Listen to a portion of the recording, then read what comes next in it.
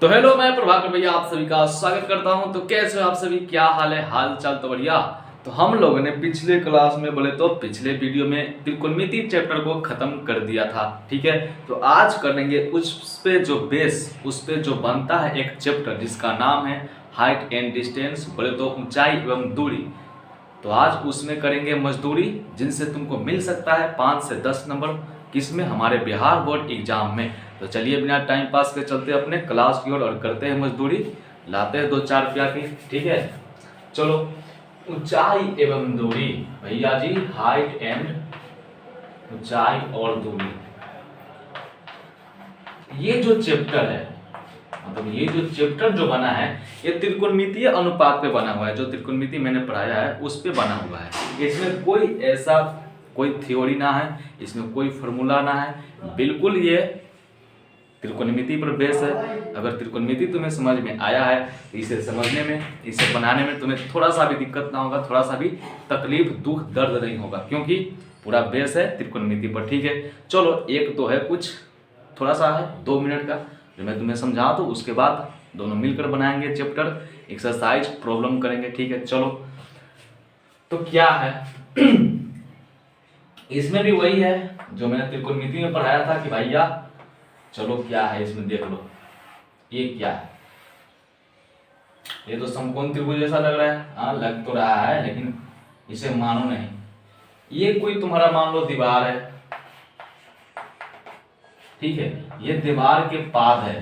पाद का मतलब होता है सबसे नीचा भाग, ठीक है। जैसे पेड़ का जड़ होता है ना, पेड़ का जड़, पेड़ में जो जड़ होता है, पेड़ में जो जड़ होता है उसे बोलते हैं पाद, ठीक है। और पेड़ में जो सबसे ऊंचा होता है बोले तो फुनगी जो होता है उसे शीर्ष बोलते हैं, ठीक है।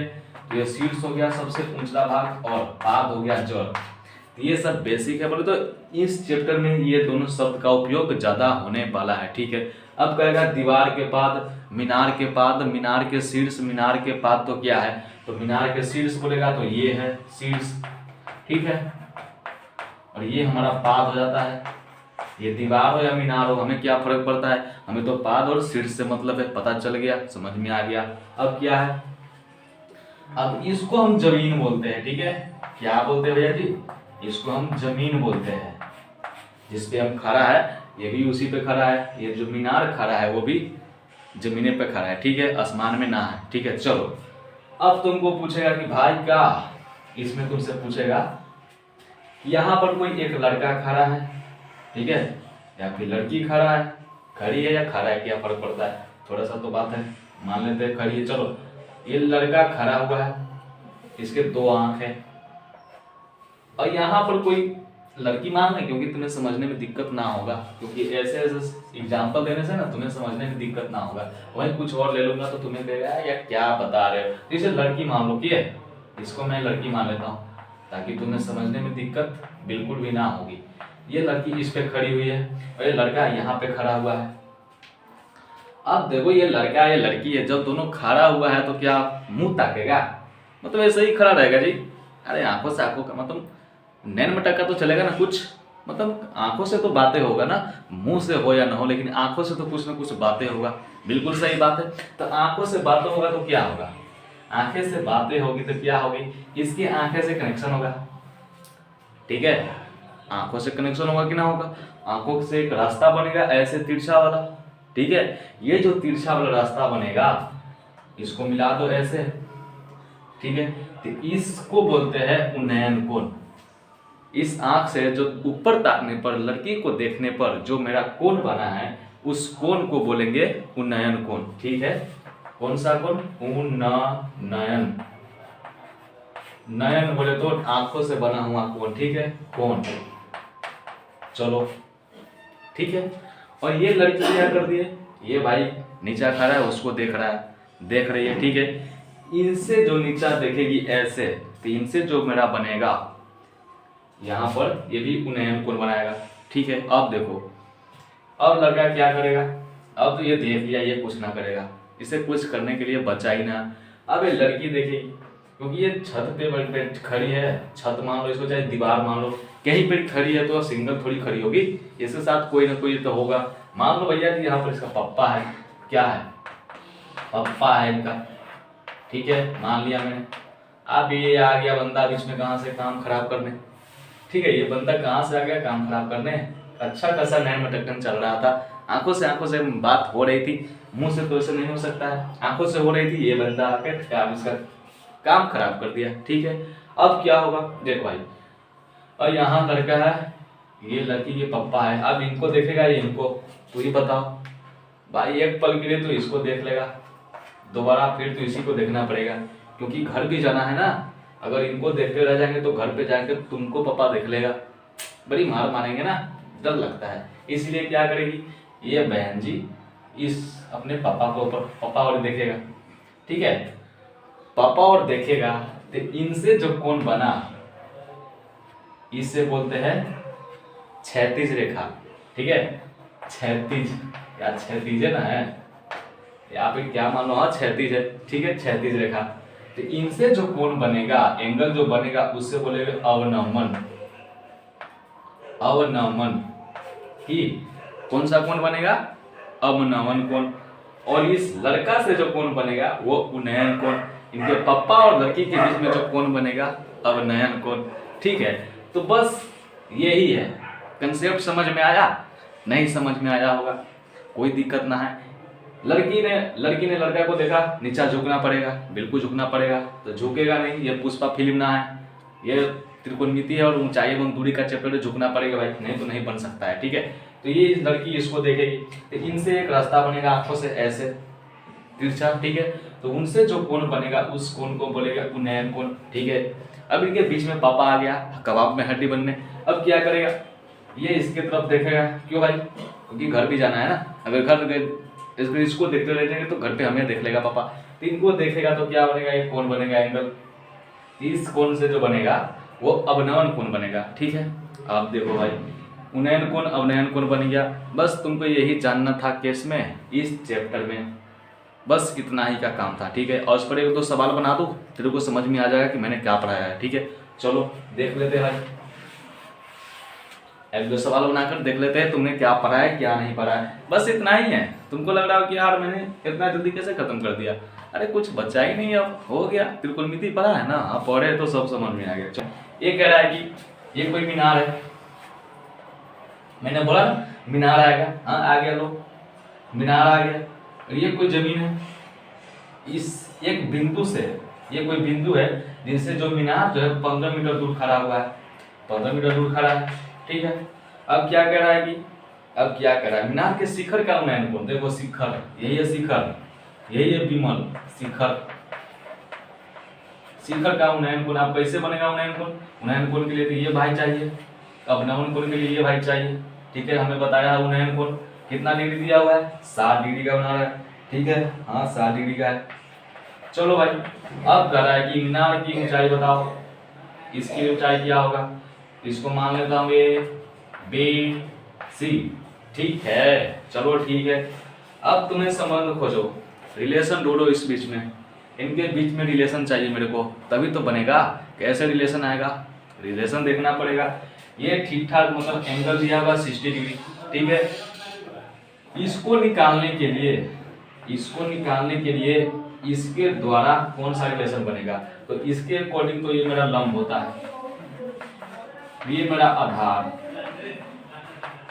ये लंब है और ये आधार है। लंब आधार किस में आता है भाई, लंब आधार तो tan में आता है। ठीक है, तो tan में आता है तो लगा दो tan theta formula, tan 60 degree का क्या होता है, लंब बटा आधार 15 मीटर। ठीक है, अब tan 60 का मान क्या होता है, फिर मेरे को याद ना है, मैंने त्रिकोणमिति तो पढ़ा लेकिन मुझे याद ना है। मैं क्या करूँ, याद कर, कुछ मत कर, तू याद कर, मैं संभालूंगा सब। हाँ बैल तू याद कर बेटे, चल tan 60 का मान √3 हो गया। तुम्हें याद है कि ना है, याद है थोड़ी पड़ता आपसे, क्या बात है, सब घमंडी ले कह रहे। चलो लंब बराबर क्या हो गया, 15√3 मीटर। ये हो गया मीनार की ऊंचाई, ये मैंने कहाँ से लिया, NCERT बुक से। ये हो गई मीनार की ऊंचाई, ये हो गया मीनार की दूरी कहाँ से, इस पॉइंट से। अब तुम ये नहीं निकाल सकते हो, मैं क्यों निकालूं, अरे पूछा ये है तो यही निकालूंगा। ठीक बात, सही तूने बोला, नहीं निकालने का, जो नहीं पूछेगा तो नहीं निकालने का, जो पूछेगा उसको बारे में बताने का। ठीक है, चलो हटा दो, एक और सवाल, एक और सवाल हो जाए ताकि तुम्हें लगे कि भाई मैंने किया सही में कुछ पढ़ा है। मैं तो यार फीलिंग नहीं आएगी, मतलब फीलिंग ना आएगा कि मैंने भी कुछ पढ़ा हो गया। ये जो मैंने एग्जाम्पल दिया पापा मम्मी वाला, क्या दिक्कत होगी किसको तो बुरा मत मानियो।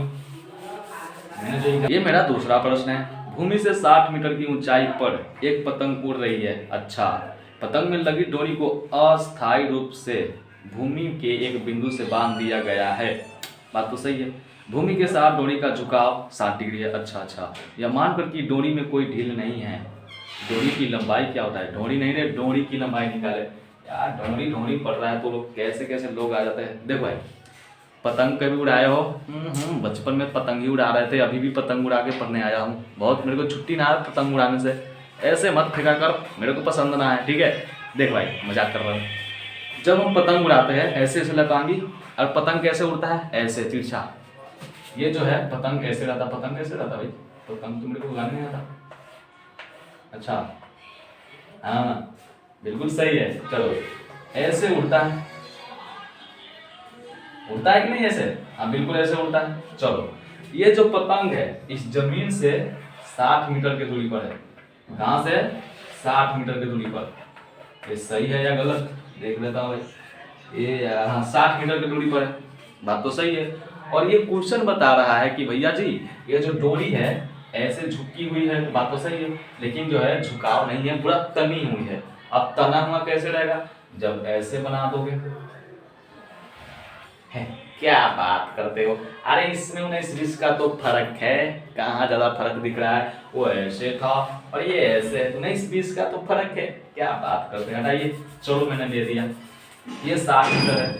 अब करा इनका जो झुकाव है वो भी 60 डिग्री का। चलो भाई, ये 60 डिग्री है, ये 60 मीटर इनकी लंबाई है। जमीन से उड़ रहा है 60 मीटर की ऊंचाई पर, ऐसे टांगी मार रहे उड़ रहा है, फिर छोड़ दो उड़ जाएगा। कि भाई अब ये क्या है? ये डोरी है, डोरी ये डोरी है। डोरी ना लिख दिया डोरी ताकि तुमको समझ में आ जाए, डोरी है, ठीक है। और ये मेरा जमीन है, ये लिखना पड़ेगा ना? बिल्कुल नहीं लिखेंगे। ये मेरा डोरी है। अब इनकी लंबाई कराए निकालने के लिए मैं कैसे निकालूंगा? अरे रिलेशन खोजो, संबंध बनाओ इसका, किसके साथ ये कनेक्ट हो रहा है, किसके साथ इसकी मैचिंग हो रही है। इसको शादी कराओ, ब्याह कराओ, भगा दो इसको। क्या करेगा यहाँ पे रखकर? इसको हटाओ। देखो, इस कोण के अकॉर्डिंग, इस एंगल के अकॉर्डिंग मेरा ये तो जानते हैं मैं लंब होता है, और ये मेरा कर्ण हो गया। अब लंब कर्ण किस में आता है भैया जी? लंब बट्टा कर्ण, हा साइन थीटा। क्या बात है, लंब बट्टा कर्ण। चलो फिर लंब बट्टा कर्ण आ गया। अब साइन थीटा कितना है? 60 डिग्री। तो साइन 60 का मान कितना होता है? √3/2 आता है। ये मेरे को याद है, तेरे को याद है? बिल्कुल ना याद होगा, क्योंकि तू ध्यान तेरा इधर नहीं, तेरा ध्यान किधर हो रहा है। देखो भाई, अब लंब कितना है? 60 मीटर है। कर्ण हमें निकालना है, 7 × 120 बटे √3। अब √3 का प्रमेयकरण कर देंगे। 3 40 तिहाई, बोले तो 40√3। समझ में आया? समझ में आया कि फिर से बता दो? धीरे से बता देता हूँ। देख, ये मेरा पतंग है जो आसमान में उड़ रहा है, हमसे बहुत दूर पर उड़ रहा है, जमीन से 60 डिग्री ऊंची पर उड़ रहा है, ठीक है। ये डोरी जो है ऐसे तनी हुई है, ऐसे बिल्कुल हमारे हाथ जैसा है, ऐसे तनी हुई।